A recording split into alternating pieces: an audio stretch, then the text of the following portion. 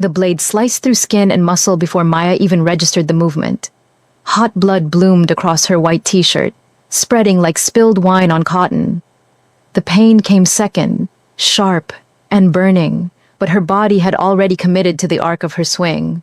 Her fist connected with the robber's jaw and he staggered backward, the knife still slick with her blood clenched in his trembling hand. It could have been the old lady. That single thought burned through the haze of shock as Maya stumbled between the elderly Korean woman and the three men who'd cornered them in the narrow alley behind the grocery store. The woman's designer purse lay on the cracked asphalt, its contents scattered like fallen stars. A phone glowed face up near a puddle, its screen still lit, a call still connected. "You crazy bitch!" the one who'd stabbed her snarled, his face twisted with rage and surprise.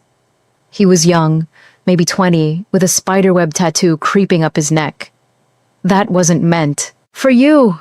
Maya didn't waste breath on words. She'd learned years ago on these same streets that talking got you killed. The second attacker lunged for the purse again, and she kicked it away, sending it skidding toward the old woman who'd pressed herself against the brick wall, her eyes wide with terror, but something else too. A strange, calculating awareness that didn't match her fragile appearance. Blood ran warm down Maya's side, soaking into her jeans. She could feel it pooling in her shoe. The world tilted slightly, but she forced her legs to lock, forced her hands to stay up.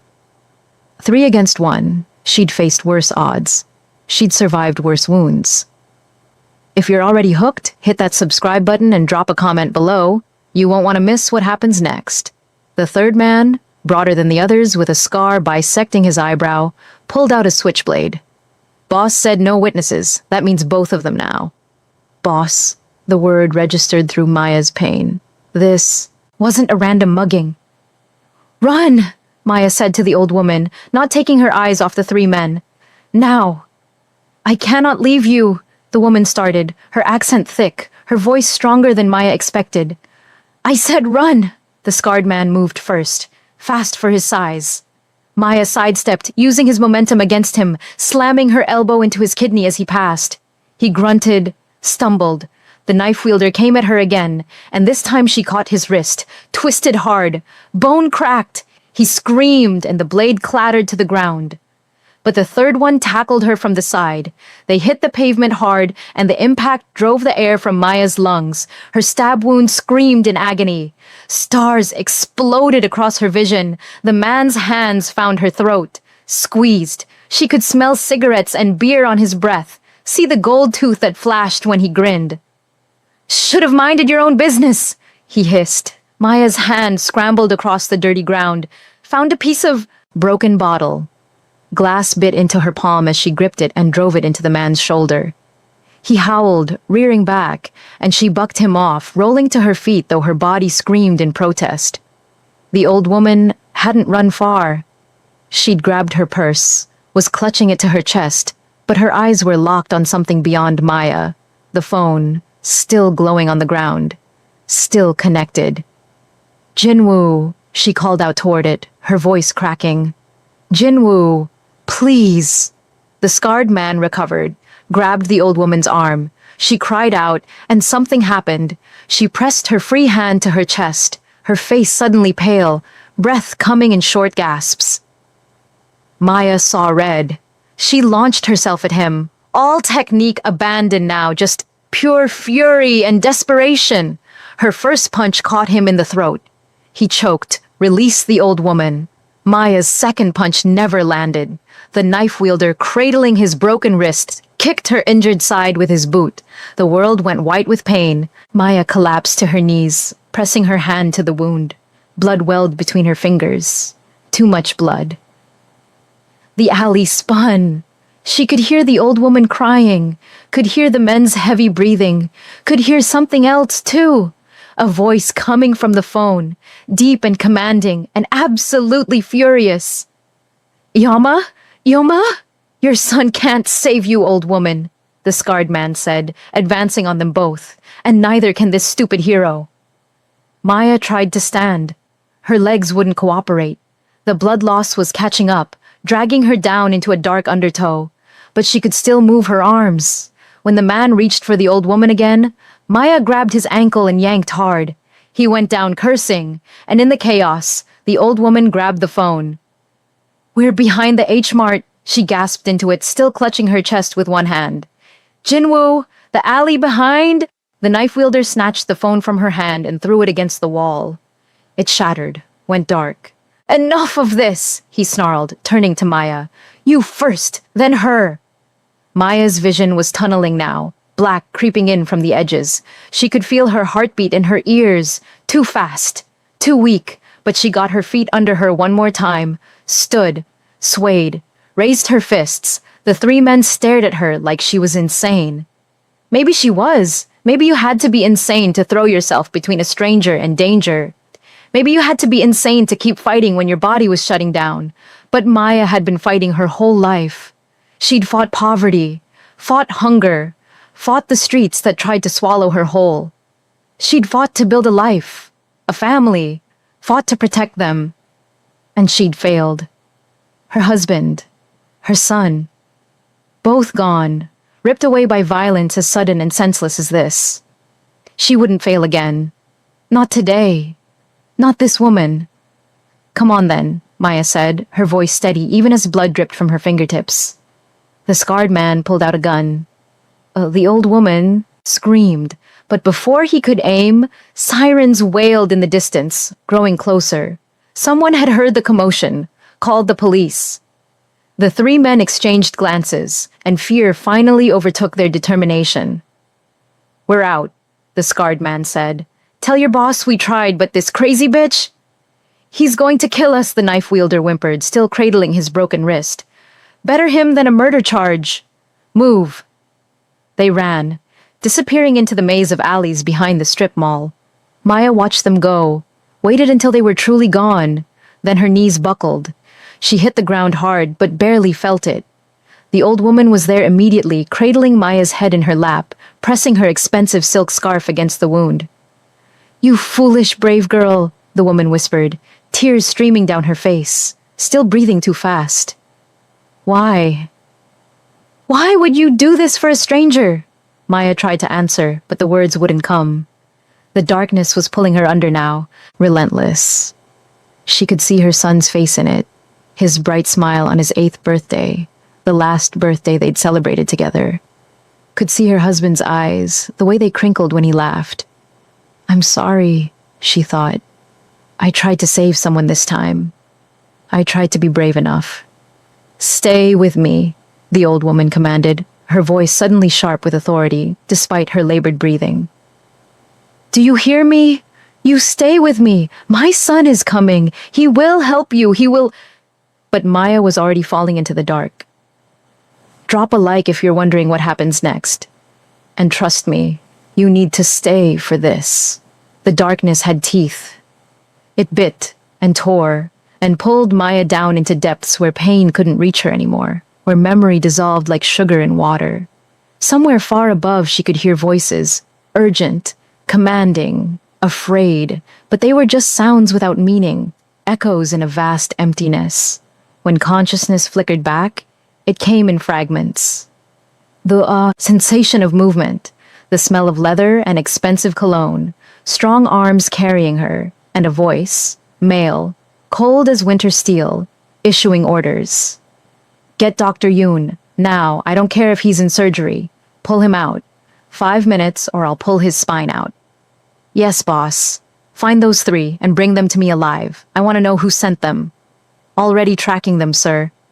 "And get my mother to the car. Carefully. Check her vitals. She's having trouble breathing. If she has so much as a bruise—" "She's unharmed, boss. Just shaken. The woman, she took everything meant for your mother." A pause. The arms holding Maya tightened slightly. "What's her name?" "We don't know yet. No ID on her. But boss, she fought like... I've never seen anything like it. 3 men, and she... I heard it. Every second of it." Maya tried to open her eyes, but her eyelids were lead. Tried to speak, but her tongue was cotton. The wounds on her body pulled and burned but distantly, as if they belonged to someone else. She was aware of being placed on soft leather seats, of an engine purring to life, of motion and turns and the muffled sounds of traffic. "Will she live?" That cold voice again, closer now. I don't know, son, the old woman's voice shaking, still breathless. There was so much blood. She wouldn't stop fighting. Even when she could barely stand, she wouldn't. A sob broke through. She saved my life. She's not dead yet, Iyama. I won't let her die. It wasn't said with warmth or compassion. It was stated as fact, as immutable as gravity. When this man said someone wouldn't die, Maya believed him. There was power in that voice, the kind that bent the world to its will. Who was he? The question dissolved before she could chase it. The darkness returned, gentler this time, pulling her away from the pain into something that felt almost like sleep. When awareness came again, it was to the smell of antiseptic and the murmur of medical equipment. Maya's eyes fluttered open to an unfamiliar ceiling. White, pristine, recessed lighting that was blessedly dim. She tried to move and immediately regretted it. Pain exploded through her left side, sharp and vicious, stealing her breath. Don't move! A man in glasses appeared in her field of vision, middle-aged, wearing a white coat. You've had surgery. 15 stitches internal, 23 external. You're lucky the blade missed your kidney by centimeters. Lucky. Maya almost laughed, but it hurt too much. She tried to speak, managed only a croak. Water, the doctor said, lifting her head slightly and holding a straw to her lips. Small sips. The water was cold and perfect. It cleared the dust from her throat, brought the world into sharper focus. She was in a bedroom, she realized, not a hospital. A very expensive bedroom with silk wallpaper and art that probably cost more than she'd earned in her entire life. Medical equipment crowded one corner, monitors, an IV stand, a crash cart. Where, she managed? Safe, the doctor said. That's all you need to know right now. The old woman, is she? Mrs. Choi is fine, thanks to you. The doctor's expression softened slightly. You're quite the fighter. I've worked in emergency rooms for 20 years, and I've rarely seen anyone keep going with a wound like that. Maya closed her eyes. The old woman was alive. That was something. That was enough. I need to leave, she said, trying to push herself up despite the doctor's protests. I have work tomorrow and my rent is... You're not going anywhere for at least a week. This voice wasn't the doctor's. It came from the doorway, and it sent a chill down Maya's spine. She turned her head, ignoring the spike of pain, and saw him for the first time. He was tall, probably 6'2", built lean and dangerous under an impeccably tailored black suit. His face could have been carved from marble, sharp cheekbones, a jaw that could cut. Glass and eyes so dark they seemed to absorb light rather than reflect it. His black hair was styled back from his forehead, and a single silver earring glinted in his left ear. But it wasn't his appearance that made Maya's breath catch. It was the way he carried himself, the absolute certainty in his posture that said he owned every space he entered. And the coldness in his gaze, the complete absence of warmth, as if all humanity had been burned out of him long ago. Who are you? Maya demanded, though her voice came out weaker than she wanted. The son, he said simply, moving into the room with the fluid grace of a predator. Jinwoo Choi, you saved my mother's life. I didn't know she was anyone's mother. She was just... Maya struggled for words through the fog of pain medication. She needed help. And you provided it. Jin stopped at the foot of her bed, studying her with an intensity that made her skin prickle. At great cost to yourself. Why? Why not? Most people would have kept walking. Called the police, maybe, but not intervened directly. Certainly not against 3 armed men. Maya met his gaze steadily. I'm not most people. Something flickered across Jin's face, too quick to identify. No, you're certainly not. He turned to the doctor. How long until she's mobile? A week, minimum. Possibly 2. The wound was deep and she lost a significant amount of blood. She needs rest, proper nutrition, and she'll have it. Prepare a room for her in the East Wing. Post guards. Guards? Maya tried to sit up again, and this time made it halfway before the pain forced her back down. I don't need guards. I don't need any of this. Just let me go home. Jin's eyes narrowed. You don't have a home. The words hit like a physical blow. Maya's breath caught. How did he? My men did their research while Dr. Yoon operated on you. Maya Johnson, 34, widowed 3 years ago. Evicted from your last apartment 2 months ago for inability to pay rent after losing your job at the warehouse. Currently staying at the women's shelter on 5th Street and working night shifts cleaning offices downtown. Jin's voice was utterly emotionless, reciting facts about her life as if reading a grocery list. No living family, no close friends, no one who would even notice if you disappeared. Each word was a knife. Maya felt her eyes burn, but she'd be damned if she'd cry in front of this man. So you looked into me, she said, forcing steel into her voice. That doesn't give you the right to keep me here. I'm not keeping you here. Jin moved closer, and Maya caught the scent of his cologne, something dark and expensive. I'm offering you a choice. Leave now, go back to the shelter, back to scrubbing floors for minimum wage, back to being one missed paycheck from the street. He paused, let that sink in. Or stay here until you're healed. You'll be fed, housed, and when you leave, you'll leave with compensation for what you did for my mother. I don't want your money. Everyone wants money, they just don't always admit it. I'm not everyone, Maya threw his own words back at him. For the first time, Jin's expression shifted. The corner of his mouth might have lifted, might have been the ghost of a smile, though it was gone too quickly to be sure. No, he said softly, you're not. The door opened again, and the old woman, Mrs. Choi, hurried in. She still looked slightly pale, moved a bit more carefully than someone her age normally would, but she was dressed in an elegant hanbok in deep blue silk, her silver hair pulled back in a neat bun. Her eyes lit up when she saw Maya awake. Oh, you're awake! Thank the heavens! She rushed to the bedside, taking Maya's hand before Maya could protest. I've been so worried. Dr. Yoon said you would be fine, but I couldn't rest until I saw you with my own eyes. Her hands were warm, surprisingly strong. Maya found herself squeezing back without meaning to. I'm okay, Maya said. You don't need to worry about me. Are you all right? In the alley you were holding your chest. Just stress, the doctor says. My heart gets excited sometimes. Mrs. Choi waved it away, but Maya noticed Jin's jaw tighten. But you, child, you took a knife meant for me. You fought 3 men while bleeding. You saved my life. Mrs. Choi's eyes filled with tears. I will worry about you for the rest of my days. Comment below if you think she should trust them, because what happens next will blow your mind. Something in Maya's chest cracked at the raw emotion in the old woman's voice. When was the last time someone had worried about her? When was the last time anyone had looked at her with something other than pity or contempt? It's what anyone would have done, Maya said quietly.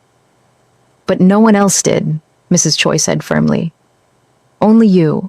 And now you are under my protection, do you understand? For as long as you need it. Jin started, his voice holding a warning.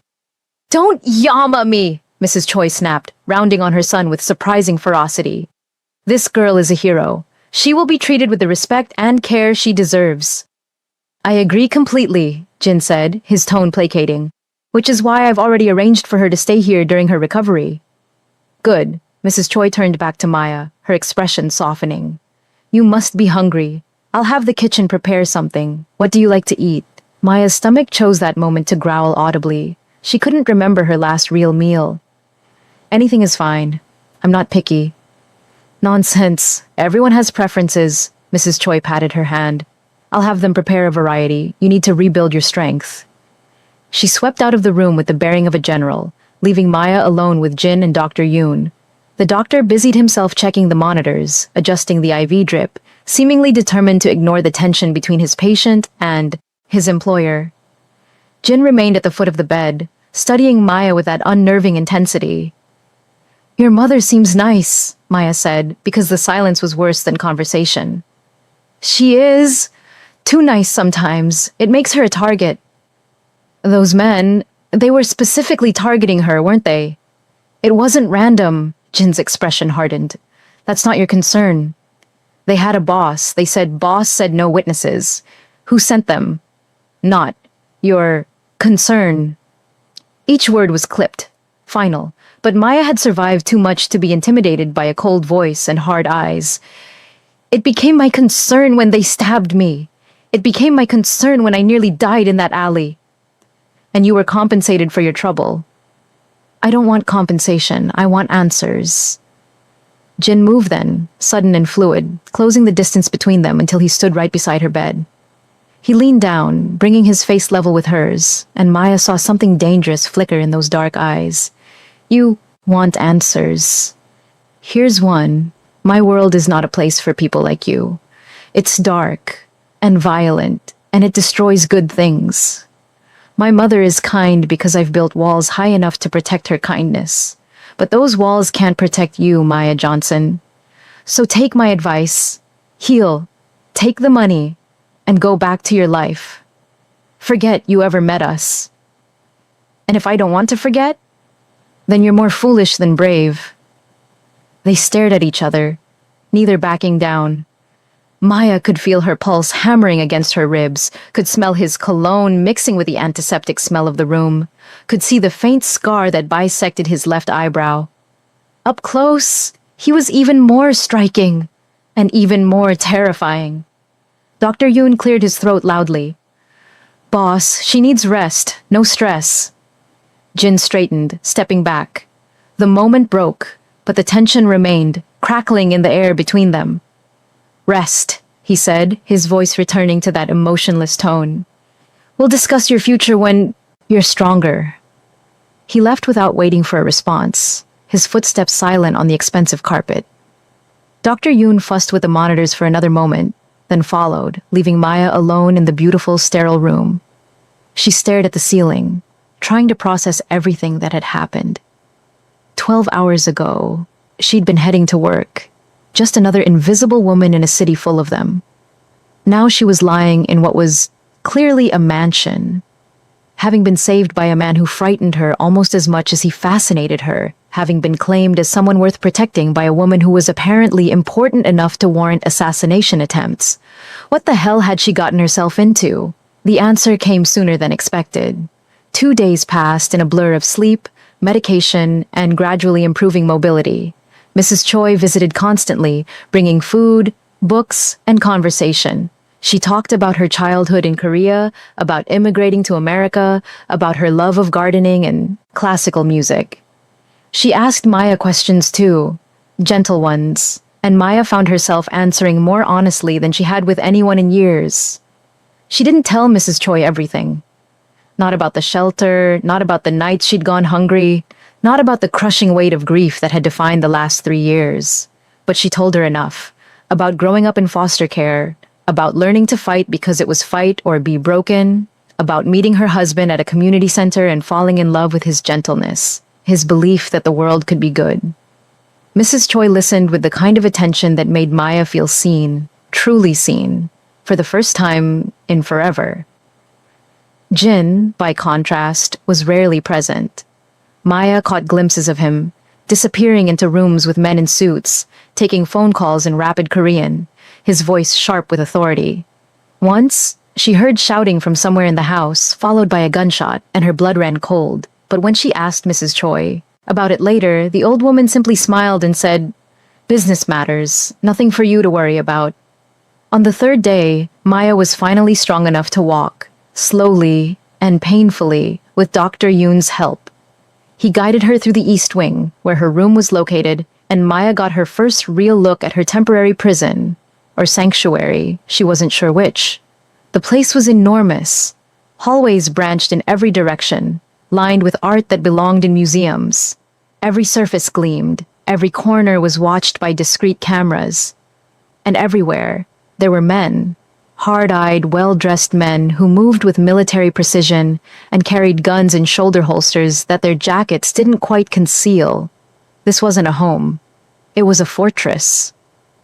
"What does he do?" Maya asked Dr. Yoon as they made their slow way back to her room. "Jin Choi, what kind of business requires this kind of security?" Dr. Yoon's expression shuddered. "That's not a question I can answer."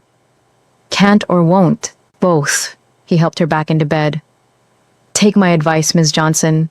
Don't ask questions you don't want the answers to. But Maya had never been good at taking advice. That evening, when Mrs. Choi brought dinner, a spread of Korean dishes that made Maya's mouth water, she asked again, "Your son, what does he do?" Mrs. Choi's hand paused halfway to her mouth, chopsticks suspended. "He's a businessman." "What kind of business?" "Import, export, mostly, some real estate, investments." The old woman's voice was carefully neutral. "And the guns? The guards?" "We've had security concerns. After what happened in the alley, surely you understand." Maya set down her own chopsticks. "Mrs. Choi, with respect, I'm not stupid. Those men in the alley said boss said no witnesses. They were sent to kill you. And your son, the way people look at him, the way they move when he speaks, that's not fear of a normal businessman." Mrs. Choi was quiet for a long moment. Then she sighed, suddenly looking every one of her 70 years. "You're right," she said softly. "You're not stupid, and you deserve honesty after what you've done for me." She met Maya's eyes. "My son operates in spaces between the law. He controls territory, businesses, people. He's built an empire in the shadows, and that empire has made him both very powerful and very dangerous. He's a criminal. He's my son." Mrs. Choi's voice sharpened. "And he is not a monster, whatever you might think. He has rules. He doesn't deal in drugs. He doesn't traffic people. He doesn't prey on the weak. His empire exists because he provides order where the law cannot or will not." "That's a nice way of saying he's a gangster." "And you're a fighter who throws herself in front of knives for strangers. We all do what we must to survive in this world, child. Who are we to judge each other's choices?" Maya didn't have an answer to that. She thought about her own life, about the compromises she'd made, the gray areas she'd navigated. Was she really so different? She'd stolen food when hungry, had hurt people who tried to hurt her first, had bent or broken rules when survival demanded it. "Why are you telling me this?" Maya asked finally. "Because you asked, because you're staying in my home, and because..." Mrs. Choi reached across the table, took Maya's hand again. "Because I like you. You have fire in you, strength. You remind me of myself many years ago, and I would not have you walk blindly into danger." "Is that what staying here is? Danger?" "It can be. My son's world is not safe, Maya. But it can also be, if you're strong enough, brave enough, a place of opportunity, a place where someone like you, someone the rest of the world has overlooked, can become powerful in your own right." Maya's heart raced. "What are you saying?" "I'm saying that when you're healed, you'll have a choice to make. Leave with your compensation and go back to your old life, or..." Mrs. Choi's eyes glittered. "Stay. Work for my son. Let him teach you to channel that fighting spirit into something more than mere survival." "You're offering me a job with the Korean Mafia." Mrs. Choi smiled. "Such a crude term, but yes, essentially." It was insane. It was dangerous. It was everything Maya had tried to avoid her entire adult life. Her husband had been a good man, a peaceful man. He'd believed in doing things the right way, the legal way. He'd worked 2 jobs to keep them afloat, had never raised his voice in anger, had taught their son to be kind, to help others, to stay away from violence. And where had it gotten him? Where had it gotten their son? Both dead, caught in crossfire from a gang war they'd had nothing to do with. Innocent casualties of someone else's violence. 3 years ago, in their own neighborhood. Maya had been at work when it happened, had come home to police tape and covered bodies, and a life that would never be whole again. "I need to think about it," Maya said, pushing away the memories that always threatened to drown her. "Of course. You have time." Mrs. Choi squeezed her hand once more, then rose. "Rest well, dear one. Tomorrow, if you're feeling stronger, I'll show you the garden. It's quite beautiful this time of year." After she left, Maya lay in the dark, staring at the ceiling, thoughts churning. Part of her wanted to run, to get out of this place and never look back. But another part, a part she'd kept buried for 3 years, whispered that maybe, just maybe, this was an opportunity. To never be powerless again. To never be invisible. To have the strength to protect. To fight back. To matter. She was still wrestling with the question when Dr. Yoon arrived the next morning for his daily examination. He seemed distracted, kept glancing toward the door as he checked her vitals and changed her dressing. His hands shook slightly. "Everything okay?" Maya asked. "Fine, everything's fine," but his voice said otherwise. "Dr. Yoon?" He met her eyes and something in his expression made her breath catch. Fear, guilt, sorrow. "I can't." He stopped, shook his head. "Your recovery is progressing well. You should be at full strength in another week." "That's not what you were going to say." "It's all I can say for now." He finished taping down the new bandage and left quickly, practically fleeing the room. Maya stared after him, unease prickling down her spine. What the hell was that about? The day crawled by. Mrs. Choi kept her promise, helping Maya make the slow journey down to the ground floor and out into the garden. It was beautiful, a carefully cultivated oasis of green in the middle of the city. Cherry trees shed pink blossoms onto manicured paths. A koi pond reflected the sky. Stone benches offered places to rest. They sat together on a bench, watching the koi swim lazy circles. Mrs. Choi told stories about Jin as a child, how he'd been small and gentle before life had hardened him, how he'd cried when a bird died, had wanted to save every stray animal. What changed him? Maya asked. Mrs. Choi's expression darkened. She touched her chest absently, and Maya noticed she took a slow, careful breath before speaking. His father, my husband, he was a hard man, believed strength came from cruelty. He beat the softness out of Jin, tried to beat it out of me too. She touched her wrist, and Maya saw old scars there. Jin killed him when he was 17, shot him in his own office to protect me, and became exactly what his father wanted. No. Mrs. Choi's voice was fierce. Jin has his father's strength, his ruthlessness when necessary, but he also has my heart, deep inside where he's buried it. He protects the weak, even as he leads the strong. He's not a good man, perhaps, but he's not evil either. He's surviving in a world that tried to destroy him. Something about the way she said heart made Maya look at her more closely. Mrs. Choi's color wasn't quite right. Her breathing, though controlled, seemed labored. "Are you feeling all right?" Maya asked. "Just tired, dear. These old bones aren't what they used to be." Mrs. Choi smiled, but it didn't reach her eyes. "Come, let's head back inside." They were heading back when raised voices stopped them. Maya recognized Jin's voice, cold and furious, coming from an office just off the main hall. Don't care what his excuse is, he knew the consequences when he betrayed me. "Boss, please, if we could just, no, make it clean, no suffering, but make it public. I want everyone to know what happens when you turn on me." Silence, then footsteps, heavy and resigned. A man emerged from the office, his face pale, and hurried past Maya and Mrs. Choi without acknowledging them. Mrs. Choi's grip on Maya's arm tightened. "Come, you should rest." But Maya had frozen. That voice, Jin's voice, cold and commanding, ordering someone's death as casually as someone might order lunch. The reality of who these people were, what they did, crashed over her like a wave. This was the world Mrs. Choi was inviting her into, a world where life was cheap and death was currency, a world not so different from the one that had taken her family. Maya barely remembered returning to her room. She sat on the edge of her bed, her mind racing, her heart pounding. Images flashed through her head, her husband's face, her son's laugh, the police officer's expression when he told her they were gone. A gang dispute, he'd said. Wrong place, wrong time. Witnesses said it was Korean and black gangs fighting over territory.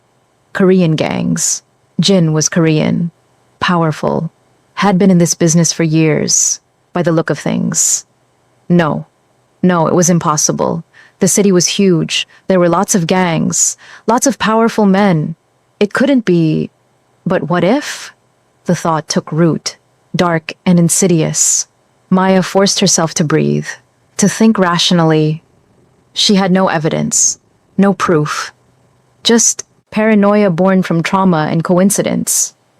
But she needed to know, needed to be sure. When Dr. Yoon arrived that evening, she was ready. The moment he entered, she saw it again. That guilt in his eyes, that weight he was carrying. "Tell me," she said. "Whatever you've been trying to say, tell me now." Dr. Yoon looked around nervously, checking the cameras in the corners. Then he did something strange. He pulled out his phone and played music, some loud K-pop song, placing it on the bedside table. "The cameras have audio," he whispered, leaning close. "But not over music. We have maybe 5 minutes." "What's going on?" Dr. Yoon's hands twisted together. He looked like a man about to confess a mortal sin. "There's something about Mrs. Choi you need to know. Something Jin would kill me for telling you, but..." He took a shuddering breath. "She's dying, Maya." The words hit like a fist to the gut. "What?" "She has a severe heart condition. Dilated cardiomyopathy. Advanced stage. She's been on the transplant list for 2 years, but her blood type is rare, and her condition is so deteriorated that most donor hearts won't work. The stress from the attack in the alley accelerated her decline." Dr. Yoon's voice cracked. "She has weeks, maybe less." Maya felt the room tilt. Mrs. Choi, kind, warm Mrs. Choi who'd shown her nothing but compassion. "Does Jin know?" "He knows. He's been desperate, trying everything. Bribes, international searches, even black market contacts. Nothing has worked." Dr. Yoon's eyes met hers, and Maya saw her death in them before he even spoke. "Until your blood work came back." Maya's blood went cold. "No. You're a perfect match. Not just compatible. Perfect. Your heart could save her life, Maya. You're probably the only chance she has." The world narrowed to a pinpoint. Maya couldn't breathe, couldn't think. I'm saying that when Jin finds out, and he will find out, I can't hide this forever. He'll do whatever it takes to save his mother. He'll offer you money, more money than you've ever dreamed of. He'll make it seem like a choice." Dr. Yoon gripped her shoulders. "But Maya, with a man like Jin, it's never really a choice. And if money doesn't work, he'll just take it. I don't know. Maybe. Probably." Dr. Yoon's voice broke. "Jin is my oldest friend. I've known him since we were boys. But his mother is his weakness, his only soft spot. Without her, he becomes something I don't want to think about. If he believes taking your heart is the only way to save her..." Maya's mind raced. She should run, should get out now, tonight, disappear into the city before Jin found out. But even as she thought it, she knew it was impossible. She could barely walk without pain. She had no money, nowhere to go. And Jin's reach, she'd seen the scope of his organization, the loyalty he commanded. If he wanted to find her, he would. "Why are you telling me this?" Maya asked. "If he's your friend..." "Because you deserve to know. Because you're a good person who saved a life without thinking about the cost, and now that goodness might get you killed." Dr. Yoon released her shoulders. "I can help you leave. Tonight. There's a service entrance, a gap in security during shift change at 3 a.m. I can get you there, get you out, and Mrs. Choi dies. She's dying anyway. It buys you time." Maya was quiet for a long moment, thinking. About Mrs. Choi's kindness, about the way she'd looked at Maya like she mattered, about the fact that for the first time in 3 years, Maya had felt something other than numbness, about her husband's voice in her memory. The world is cruel, but that doesn't mean we have to be. Every act of kindness matters, Maya. Every life saved is a victory against the darkness. He'd believed that, right up until the darkness had taken him. "No," Maya said quietly. "Maya, you don't understand." "I understand perfectly." Maya met Dr. Yoon's eyes. "Mrs. Choi is dying. She's been kind to me. If my death can save her..."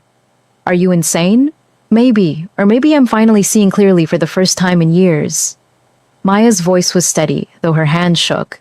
I've been dead inside for 3 years, Dr. Yoon, just going through motions, surviving, but not living. If I die tomorrow, who would miss me? Who would even notice? That doesn't mean your life has no value, but it does mean I get to choose what value it has. And if I can use it to save someone good, someone who makes the world a little less dark. Maya's throat tightened. Maybe that's the best thing I could do with it. Dr. Yoon stared at her like she was speaking a foreign language. You'd give your life for a woman you've known for 3 days. She was kind to me when no one else was. She saw me when I was invisible. That's worth something. That's worth... Maya's voice broke. That's worth everything. I won't do it. Dr. Yoon shook his head violently. I took an oath. First, do no harm. I will not kill a healthy patient, no matter how willing to save another.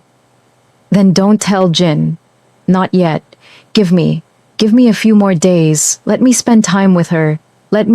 Maya swallowed hard. Let me say goodbye, I guess. Dr. Yoon looked tortured. A few days won't change anything. Maybe not, but they'll be mine. Please. He stared at her for a long moment, then nodded slowly. 1 week. That's all I can give you before her condition deteriorates to the point where I have no choice but to tell him. After that, it's in Jin's hands, Maya managed to smile. Thank you, Dr. Yoon, for caring, for trying to save me even when I don't want to be saved. He left without another word, taking his music with him. Maya sat in the silence, letting the weight of her decision settle over her like a blanket. She was going to die. She'd known it. Really, since the moment Dr. Yoon had said, perfect match. Known it. With the same certainty she'd known her husband and son were gone when she'd seen those covered bodies. Some truths you just feel in your bones. But she had a week. 7 days to feel alive. To matter, to make a choice that was wholly her own. She'd make them count. The next few days passed in a strange, dreamlike haze. Maya threw herself into recovery, pushing her body harder than Dr. Yoon recommended.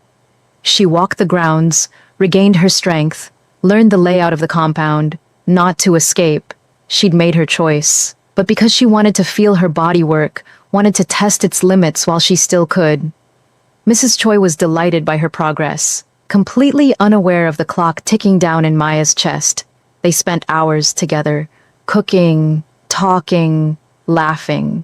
Mrs. Choi taught her how to make kimchi, shared family recipes, told stories about her life, and Maya memorized every moment, the sound of Mrs. Choi's laugh, the way she hummed while she cooked, the gentleness in her hands when she adjusted Maya's technique with the knife. Jin, meanwhile, had become an unavoidable presence. He was there at dinner, watching Maya with those dark, unreadable eyes. There in the garden when she walked. There in the hallway, when she turned a corner. Not speaking much, but always watching, as if trying to solve a puzzle she represented. And Maya found herself watching back, studying him. This man who had ordered death so casually, who commanded fear with a word, but who touched his mother with such careful gentleness, who looked at Maya like she was something rare and breakable. On the 5th day, something shifted between them. Maya was in the library, a massive room lined floor to ceiling with books, when Jin entered. She'd been reading, curled up in a leather chair that probably cost more than a year's rent, and hadn't heard him approach. You read Russian, Jin said, startling her. Maya looked down at the book in her hands. Crime and Punishment, in the original Russian. I taught myself. When I was in foster care, the library was the only place I felt safe, and I ran out of English books. Raskolnikov, Jin said, nodding at the book. A man who commits murder and then tortures himself with guilt. Do you identify with him? I identify with someone who wants to matter, who wants his existence to mean something. Maya closed the book, though hopefully with less murder. Jin's mouth quirked. Not quite a smile, but close. I've always preferred Sonia, the prostitute who saves him with love and faith, despite having every reason to be as cynical as he is. You've read it. I've read everything in this library. Books were my escape too when I was young. When my father... He stopped, jaw tightening. Before... They were quiet for a moment. Then Jin moved closer, leaning against the bookshelf beside her chair. Close enough that Maya could smell his cologne, could see the faint stubble on his jaw. "You're healing faster than expected," he said. "I'm a quick healer. Or you're pushing yourself too hard." His eyes narrowed. "Dr. Yoon says you've been asking about my mother's health, about her heart." Maya's pulse spiked, but she kept her voice steady. "I care about her. She's been kind to me. She likes you, talks about you constantly." Jin's expression softened almost imperceptibly. "She says you remind her of herself when she was young. Strong, stubborn, willing to fight." "Is that a compliment?" "From her, yes. She doesn't give them lightly." Jin studied her face. "My mother thinks I should offer you a permanent position. Training, resources, a place in my organization. And what do you think?" "I think..." Jin paused, seeming to choose his words carefully. "I think you're dangerous." "Dangerous. Not to me, to yourself. You have this need to protect people, to throw yourself into harm's way for strangers. In my world, that gets you killed. Maybe I'm not afraid of dying." The words hung in the air between them. Jin's eyes sharpened, searching her face. "Everyone's afraid of dying," he said quietly. "Not everyone. Some people have already lost everything that made life worth living. For them, death is just..." Maya shrugged. "The next thing." Jin moved then, sudden and fluid. He crouched beside her chair, bringing them eye to eye. "Is that what you think? That you've lost everything?" "I know I have. My husband, my son. 3 years ago, in a gang dispute. They were in the wrong place at the wrong time." Maya's voice was flat, reciting facts. "After they died, I lost the apartment because I couldn't work enough to pay rent while I was grieving. Lost my job because I couldn't focus. Lost myself somewhere in the process." Jin's hand came up, almost touched her face, then dropped. "I'm sorry." "Are you?" "Yes." And strangely, he sounded like he meant it. No one should lose their family to violence. No one should have to carry that weight. But you've made people carry it, ordered deaths, caused the kind of pain I've lived through. "Yes." Jin didn't flinch from the accusation. "I have. I won't pretend otherwise. In my world, violence is currency. Power is survival. I've done terrible things to protect what's mine." "Does that include your mother?" "Especially my mother." Jin's voice turned fierce. "She's the only good thing left in my life. The only person who still sees me as human. I would burn the world to keep her safe. Even if it meant doing something unforgivable? There is no unforgivable. Not when it comes to her." Maya's breath caught. There was something in his eyes, a desperate edge that made her think Dr. Yoon was right. If Jin found out about the heart match, he would do whatever it took. Morality would be a luxury he couldn't afford. But there was something else too. A loneliness so profound it made Maya's chest ache. This man who commanded armies, who made people tremble with a word, was utterly alone, except for his dying mother. Without thinking, Maya reached out and touched his face. Jin went still, his eyes widening slightly. "You're not a monster," she said softly. "You're just a man who's been hurt so badly he thinks he has to hurt first to survive." "Maya, but you're wrong. There's still something human in you. I see it when you look at your mother. I see it..." She paused, her hand still on his cheek. "I see it when you look at me." Jin's hand came up, covered hers. His skin was warm, his touch gentle despite the calluses that spoke of violence. They stayed like that, frozen in a moment that felt stolen from time. Then Jin pulled back, standing abruptly. "You should rest. You're still recovering." He left quickly, almost fleeing, and Maya was alone again with her books and her racing heart. Still watching? Subscribe so you don't miss part 2, because this is just the beginning. The remaining days blurred together. Maya spent every moment she could with Mrs. Choi, soaking up her warmth, her stories, her presence. And she spent her nights thinking about Jin, about the man behind the monster, about the wounded boy who'd killed his father and never stopped killing. On the seventh day, everything changed. Maya woke to commotion, shouting, running footsteps. She threw on a robe and stumbled into the hallway to find Dr. Yoon racing toward Mrs. Choi's room, medical bag in hand.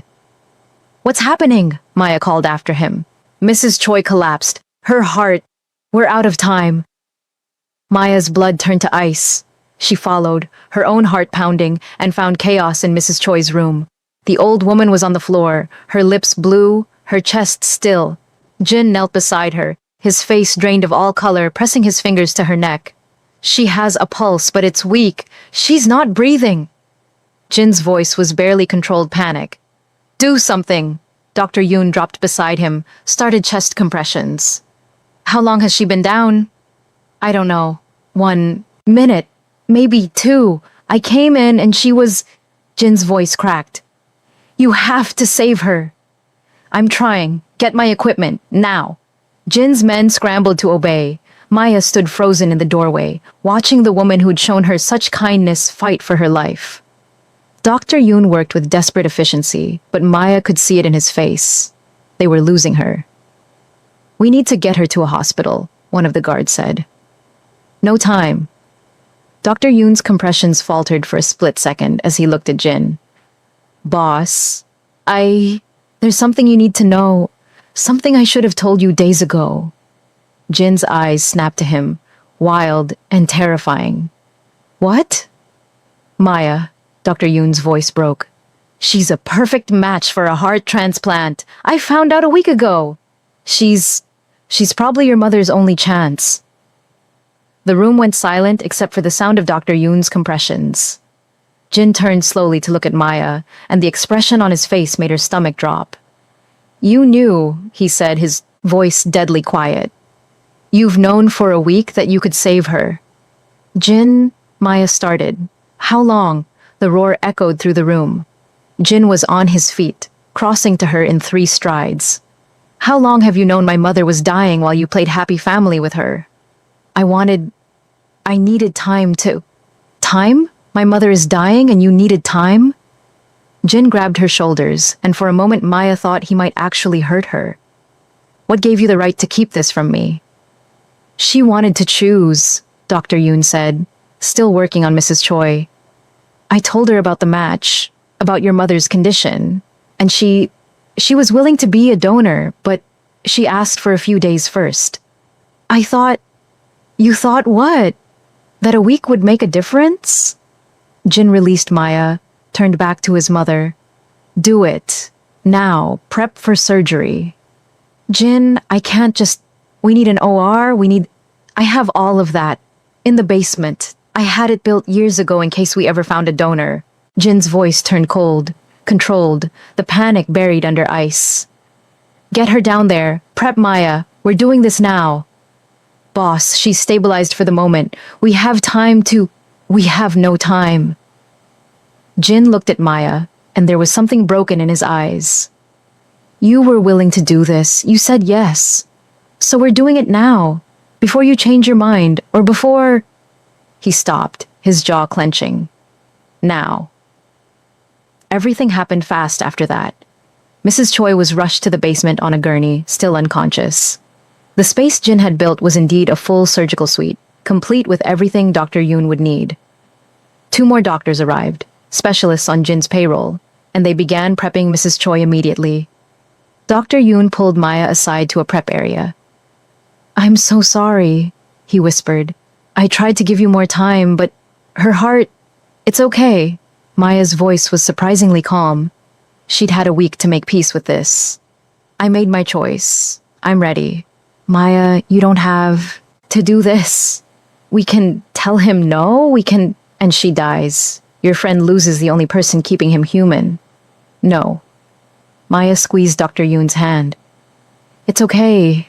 Really. I've had more good days in the past week than I've had in 3 years. That's enough." Dr. Yoon's eyes filled with tears, but he nodded. He began prepping her for surgery. IV line, monitors, explaining the procedure, though they both knew she'd never wake up from it. Jin appeared in the doorway, still in his clothes from earlier, looking strange and out of place in the sterile environment. His eyes found Maya's. "I need a moment," he said to Dr. Yoon. "Everyone out." Dr. Yoon hesitated, but obeyed. The other doctors followed, leaving Jin and Maya alone in the pre-op area. Jin stared at her for a long moment, and Maya watched him struggle with something. Rage warred with guilt, warred with desperation in his expression. "I don't want to do this," he finally said. "You have to." "No, I don't. I could let her go. I could..." His hands clenched into fists. "Why are you doing this? Why are you willing to die for her?" "Because she was kind to me. Because she made me feel human again." Maya's voice was steady. "Because someone should benefit from my death. And I'd rather it be her than just random violence like what took my family." Jin flinched. "Your husband and son. The gang dispute 3 years ago. You know about that? I had my men research you thoroughly." Jin moved closer. "I know everything about you, Maya Johnson, including the fact that you've been trying to die slowly for 3 years. This isn't noble sacrifice. This is just a faster exit." The words stung because they were partially true, but only partially. "Maybe it started that way," Maya admitted, "but it's not that anymore. I'm not doing this because I want to die. I'm doing this because I want my death to mean something. Because your mother deserves to live and I..." Her voice caught. "I'm already borrowed time. I've been dead inside for so long. At least this way, something good comes from it." "I can't let you do this." Jin's voice was raw. "I can't. My mother would never forgive me if she knew. And what?" Jin moved then, closing the distance between them until they were inches apart. "You make me feel something I thought I'd killed years ago. I don't have a name for it, but you're..." He stopped, struggling for words. "I've spent 10 minutes with you total over the past week. Brief conversations, stolen glances, but every time I see you, every time I hear your voice, something in me that was dead wakes up. And now I'm supposed to let you die to save my mother?" Maya's breath caught. "Jin, tell me there's another way. Tell me I don't have to choose between the only 2 people who've made me feel human in a decade. There is no other way. You know that." Maya reached up, touched his face like she had in the library. "But Jin, listen to me. Your mother needs you. The world needs people like her. Kind people, good people, and you need her to stay good yourself. Without her, I become a monster." "Yes," Maya's eyes stung. "So save her. Do this terrible thing and then live with it. Use it to be better. Keep your humanity because of her, not in spite of what you did to keep her alive." Jin's eyes were wet. She'd never seen him cry, but he was close now. "It's not fair. It's not... I just found you. I just started feeling again. And now, I know." Maya pulled him down, pressed her forehead to his. "I know, but this is what has to happen. So promise me something. Anything. Stay human. Don't let this turn you into the monster your father wanted. Be the man your mother believes you are. The man I..." She stopped, swallowed. "The man I wish I'd had more time to know." Jin made a sound like a wounded animal. His arms came around her, held her like she was the only real thing in the world. "This isn't fair," he whispered into her hair. "Nothing ever is." Maya held him back, memorizing the feel of his arms, the sound of his heartbeat. "Take care of her. Tell her I'm sorry I couldn't say goodbye properly. Tell her she made me feel seen." "Maya," Jin pulled back, looked at her face like he was memorizing it. "There's something I need to tell you. About 3 years ago, about your husband and son. The door burst open. One of the doctors, his face pale with urgency. "We need her now. Mrs. Choi is crashing. We're losing her." The moment shattered.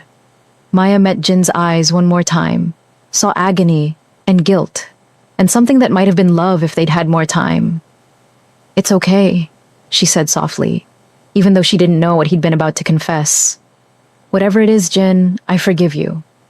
Then she let Dr. Yoon lead her to the operating table. The room was cold, too bright, filled with machines that beeped and hummed. She lay down, and Dr. Yoon approached with a syringe. I'm so sorry, he whispered, tears streaming down his face. I could have. You gave me a gift, Maya said. A week of feeling alive. Thank you for that. Dr. Yoon pressed the syringe to her IV port. Count backward from 10. Maya nodded. She looked toward the doorway where Jin stood, his face a mask of anguish. Their eyes met and held. 10, Maya whispered. 9. 8. Jin's lips moved. She thought he said, I'm sorry, but she couldn't be sure. 7. 6. 5. The world began to blur, reality sliding away like water through her fingers. 4. 3. She thought about her son's laugh, her husband's smile, Mrs. Choi's kindness, Jin's broken expression. 2. Dr. Yoon's hand was shaking as he injected the sedative. But something was wrong. Maya could feel it. This wasn't the smooth slide into unconsciousness she'd expected. It was more like being pulled underwater, but slowly, carefully. 1. The darkness took her, but not to death. To something else. Something in between. Dr. Yoon stood over Maya's unconscious body, his hand still on the syringe, and made a choice that would damn him, or save him. He wasn't sure which. He hadn't injected anesthetic. He'd injected a carefully calculated dose of sedatives, enough to put her into a deep medical coma, but not enough to prep her for death. He couldn't do it. Couldn't take a scalpel to this brave, broken woman who'd been willing to die for a stranger's kindness. His oath wouldn't let him. His conscience wouldn't let him. But Mrs. Choi was dying in the next room. Dr. Yoon worked quickly, checking Maya's vitals, ensuring the coma was stable. Then he grabbed his phone, made a call he'd been dreading for days. This is Dr. Yoon, patient ID, Choi Seon. I need an emergency helicopter transport to Seoul National University Hospital. I have a perfect heart-matched donor standing by. A lie, but a necessary one. Authorization code, Jin 7S734. Jin's personal code. Dr. Yoon would be killed for using it without permission. But if this worked, if he could get Mrs. Choi to Seoul where they had the resources for experimental treatment that might buy her time, then maybe, just maybe, he could save them both. He hung up and returned to Mrs. Choi's side. She was stable for now, her heart beating weakly, but steadily. He'd lied to Jin about how critical she was. She'd collapsed. Yes, but it wasn't immediately fatal. He had hours, maybe a day, time enough to try something desperate. What are you doing? Jin appeared in the doorway, his voice flat. Dr. Yoon's blood turned to ice. Boss, why isn't Maya on the table? Why aren't you prepping for the transplant? Because there's another option. Dr. Yoon spoke quickly, desperately. A procedure in Seoul. Experimental, but they've had success with it. We can get your mother there in 6 hours. If it works, she might live for a few months. Maybe a year. Jin moved into the room, and Dr. Yoon had never seen him look more dangerous. You're gambling my mother's life on a maybe when you have a certainty. The certainty requires me to commit murder, Jin. She's healthy. Willing, yes, but healthy. I can't. You will. Jin's voice dropped to a deadly whisper. Or I'll find someone who will. Then do it. Dr. Yoon straightened, meeting his friend's eyes. Find someone else, because I won't. I can't. Not this. Not her. They stared at each other, two men who'd been friends for 20 years, now standing on opposite sides of an impossible choice. You're choosing a stranger over my mother, Jin said. I'm choosing to be a doctor, to keep my oath, to not become, Dr. Yoon's voice broke, to not become as monstrous as this world wants us to be. For a long moment, Dr. Yoon thought Jin would kill him, saw the calculation in his eyes, the weighing of options. Then Jin's phone buzzed. He looked at it, and his expression shifted. The helicopter you called. he said, flatly. For Seoul. Jin, how long do we have, truthfully? With the medication I'm giving her, 12 hours, maybe 18. In Seoul, they can stabilize her. Try the new procedure. It's risky, but it's a chance. Jin looked at his mother, then at the door behind which Maya lay unconscious. And Maya? In a medically induced coma. Stable. She'll wake up in a few days. You lied to me. Yes. Dr. Yoon didn't flinch. I did, and I'll face whatever consequences come from that. But I won't kill her, Jin. Not for this. Not for anything. Jin was quiet for so long that Dr. Yoon started to plan his escape route. Then, to his shock, Jin nodded. Get my mother to Seoul. Try your experimental procedure. Jin's voice was hollow. But if she dies, if your gamble costs me my mother, I'll make you watch while I kill everyone you've ever loved. And then I'll kill you slowly. Do you understand? I understand. And Maya stays in the coma until my mother is stable. I don't want her waking up until I know if I need her or not. Dr. Yoon's blood chilled, but he nodded. It was the best deal he was going to get. The helicopter arrived 30 minutes later. Mrs. Choi was loaded aboard, still unconscious, stable, but fragile. Jin went with her, but before he left, he stopped by the room where Maya lay sleeping. Dr. Yoon watched from the doorway as Jin approached her bed. The mafia boss stood there for a long moment, just looking at her face. Then he leaned down and pressed his lips to her forehead. I'm sorry, Jin whispered, for everything. For what I am, for what I've done, for what I might still have to do. You deserve better than this. Better than me. He straightened, and when he turned to leave, his face was that cold mask again. Keep her alive, Dr. Yoon, until I decide what to do with her. Then he was gone, and Dr. Yoon was left alone with an unconscious woman and the weight of the choice he'd just made. 3 days passed in tense silence. Dr. Yoon kept Maya in the medically induced coma, monitoring her vitals, ensuring she remained stable. He told Jin's men that she was recovering from complications, not entirely a lie. The complication being that Dr. Yoon was protecting her from their boss. On the 3rd day, Jin called. How is she? No preamble, no greeting. Stable. I'll wake her tomorrow as planned. Don't. Dr. Yoon's hand tightened on the phone. What? The procedure in Seoul. It's working. My mother is responding. The doctors say if she continues to improve, she could have years, not months. Jin's voice was carefully controlled. But it's not certain yet. Keep Maya under until we know for sure. Jin, she's been under for 3 days. Any longer risks? I don't care about the risks. Keep her under until I say otherwise. The line went dead. Dr. Yoon stared at the phone, his stomach churning.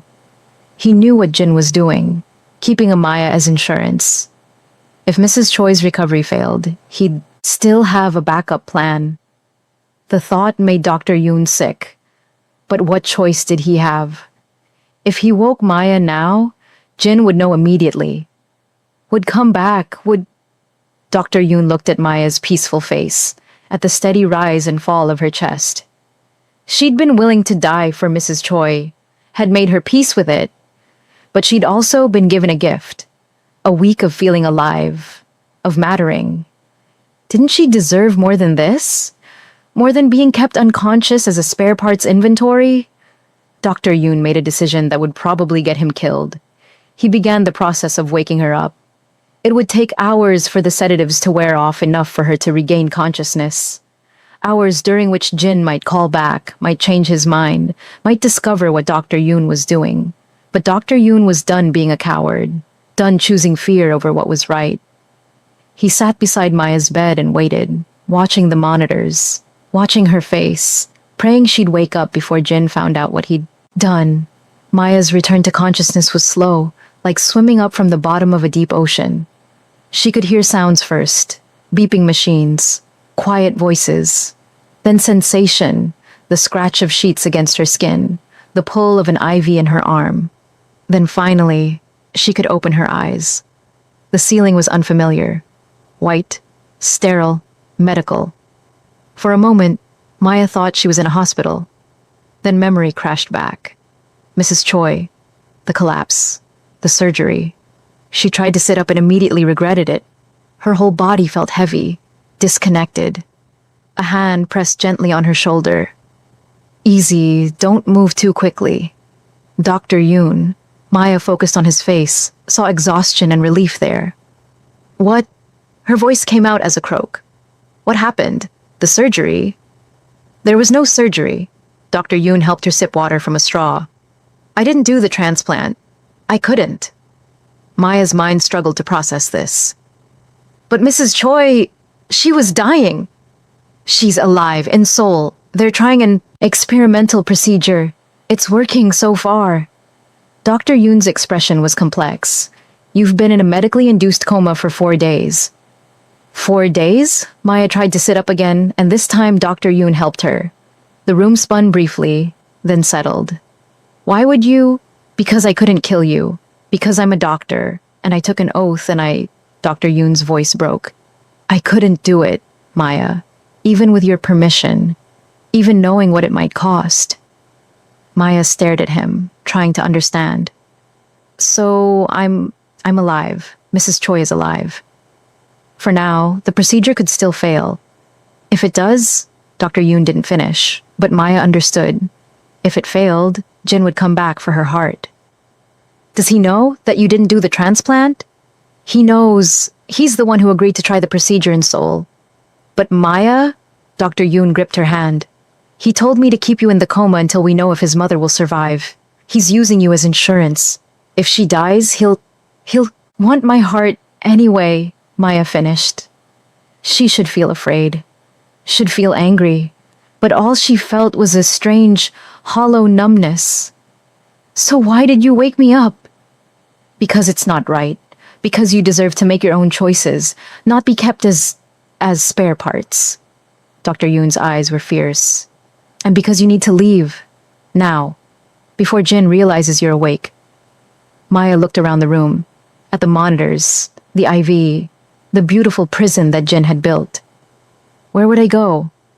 I have money. Not much, but enough to get you out of the city. You could start over, somewhere Jin's reach doesn't extend. You could run. You want me to run. I want you to live, Maya. Really live, not just exist in the shadow of this.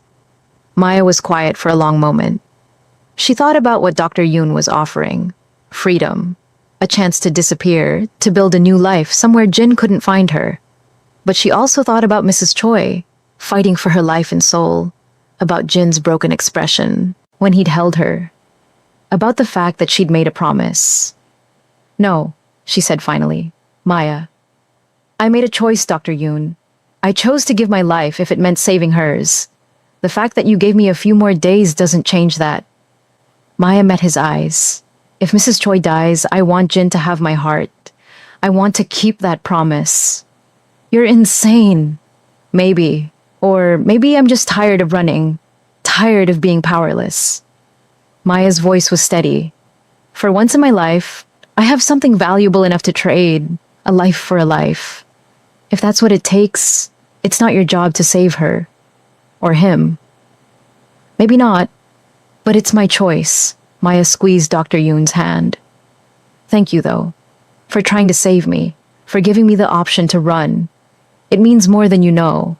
Dr. Yoon looked like he wanted to argue more, but the sound of footsteps in the hallway stopped him. He tensed, and Maya saw fear flash across his face. The door opened. Jin stood in the doorway, still in his clothes, from days ago, looking like he hadn't slept. His eyes went to Maya, widened when he saw she was awake. Dr. Yoon, Jin said, his voice dangerously quiet. I thought I told you to keep her under. I woke her up. Dr. Yoon stood, putting himself between Jin and Maya. Because it was wrong to keep her like that. Because what she deserves is not your decision to make. Jin moved into the room, and Dr. Yoon tensed. Get out. Jin, out, now, before I forget we're friends. Dr. Yoon looked at Maya, conflict clear on his face. Maya nodded. It's okay. I'll be fine. He left reluctantly, and Maya was alone with Jin. The air between them was thick with tension, with things unsaid. You're awake, Jin said unnecessarily. Dr. Yoon said your mother's procedure is working. It is. The doctors are optimistic. Jin moved closer, stopped at the foot of her bed. Which means you might get to live after all. Lucky you. There was bitterness in his voice, anger, but underneath, Maya heard something else. Relief, maybe? Or regret? I would have done it, Maya said quietly. If it had come to that, I meant what I said. I know, which makes you either the bravest person I've ever met, or the most broken. Jin's eyes were hard. I haven't decided which yet. Can't I be both? Something flickered across Jin's face. Surprise, maybe? Or recognition? Yes, I suppose you can. They were quiet for a moment. Then Maya asked the question that had been burning in her since she woke up. What happens now? Now? Now we wait. If my mother continues to improve, you'll be free to go.